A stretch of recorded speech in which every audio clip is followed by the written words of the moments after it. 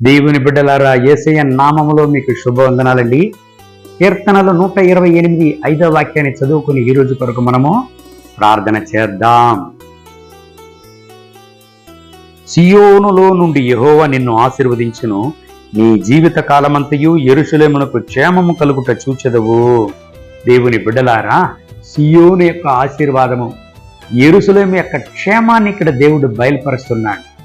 ఎవరికండి? మొదట వాక్యం నుంచి చదివినట్లయితే, యెహోవా యందు భయభక్తులు గలవారి యందు ఆయన ఆశీర్వాదములను ఆయన బయలుపరుస్తాడంట. ఏమి ఆశీర్వాదాలు? సియోను యొక్క ఆశీర్వాదాలు, యెరూషలేము యొక్క క్షేమం. అంత మాత్రం కాదు, ఈ ఆశీర్వాదానికి ఇంకొక కారణం.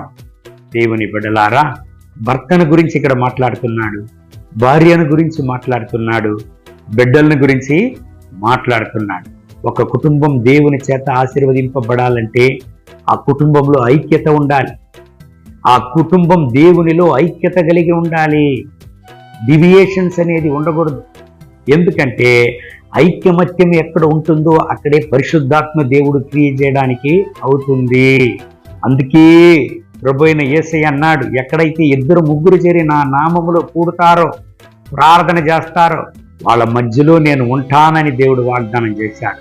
దేవుని బిడ్డలారా, ఈ ఉదయకాల సమయంలో మీ కుటుంబంలో ఈ ఐక్యమత్యం ఉన్నదా? ఈ ఉదయకాల సమయంలో ఈ సియోను యొక్క ఆశీర్వాదం మీ కుటుంబంలో ఉన్నదా? ఈ యెరూషలేము యొక్క క్షేమం మీ కుటుంబంలో బయలుపడుతున్నదా? లేదంటే ఒక ప్రశ్నను నువ్వు అడుగుకోవాలి. నీ కుటుంబంలో ఐక్యమత్యతో ఉన్నావా? నీ భర్తతో, నీ భార్యతో ఐక్యమత్యంతో ఉన్నావా?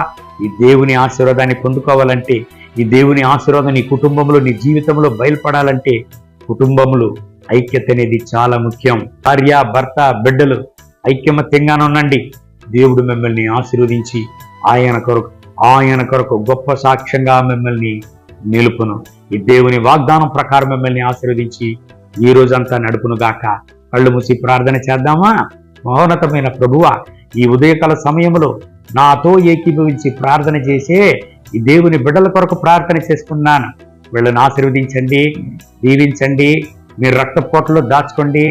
మీ యొక్క సియోను యొక్క ఆశీర్వాదం, యెరూషలేము యొక్క క్షేమం వీళ్ళ జీవితంలో బయలుపడని నా రాజా, అనేక మందికి ముందు మాదిరిగా ఈ బిడ్డల్ని కూడా నుంచండి, సాక్ష్యంగా నిలపండి, గొప్పగా మీ సన్నిధిలో వాడుకోండి.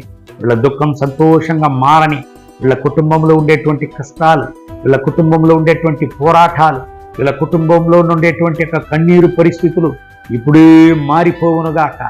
మీ మహోన్నతమైన ప్రసన్నతతో మీ బిడ్డలను కూడా నింపి నడపండి, సహాయం చేయండి, దీవించండి, ఆశీర్వదించండి. మహిమ, ఘనత, స్తుతి మీకే.